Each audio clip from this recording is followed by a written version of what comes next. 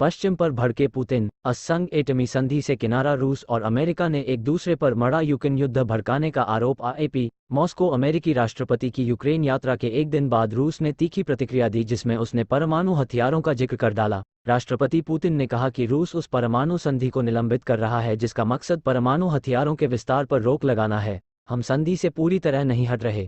US परमाणु test फिर शुरू करता है तो रूस को भी तैयार रहना चाहिए। दोनों देशों में यह इकलौती संधि है जो परमाणु हथियारों की संख्या सीमित करती है। राष्ट्र के नाम संबोधन में पुतिन ने पश्चिमी देशों पर संघर्ष भड़काने का आरोप लगाया और यूक्रेन पर हमले का बचाव किया। उन्होंने रूस और यूक्रेन को पश्चिमी देशों के दोहरे रवैये का पीड़ित बताते हुए कहा कि यूक्रेन नहीं, रूस अपने अस्तित्व के लिए लड़ रहा है। युद्ध के मैदान में रूस को हराना नामुमकिन है। पोलैंड पहुंचे बाइडन ने कहा, पुतिन ने युद्ध को चुना है और वह इसे खत्म कर सकते हैं। पश्चिम देशों ने रूस पर हमले की कोई योजना नहीं बनाई। पेज 16 शुरू किया युद्ध है पश्चिमी और हम देशों इसे ने खत्म करने के लिए बल प्रयोग कर रहे हैं।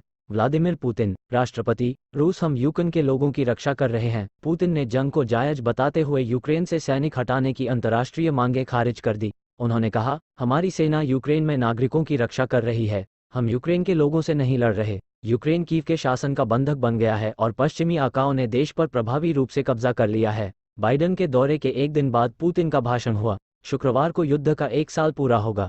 यूक्रेन आज भी आज़ाद, साथ देते रहेंगे। बाइडन ने कहा, युद्ध जरूरत नहीं हो सकता, ये ट्रेजेडी है। रूस की तमाम कोशिशों के बाद भी यूक्रेन आज़ाद है। रूस की कभी विजय नहीं होगी। बाइडन ने चेताया कि आने वाले दिन यूक्रेन के लिए मुश्किलों भरे हो सकते हैं लेकिन अमेरिका और साथ ही देश उसका लंबे समय तक साथ देते रहेंगे। हमें अराजकता और स्थायित्व में से एक को चुनना होगा। हमें तय करना होगा कि लोकतंत्र चाहिए या तानाशाही। उधर रूस यूक्रेन में बढ़ते तनाव पर चीन ने चिंता जताते हुए कहा कि स्थिति नियंत्रण से बाहर हो सकती है। बिना नाम लिए अमेरिका पर निशाना साधते हुए चीन ने कहा कि स्थिति हाथ से न निकले।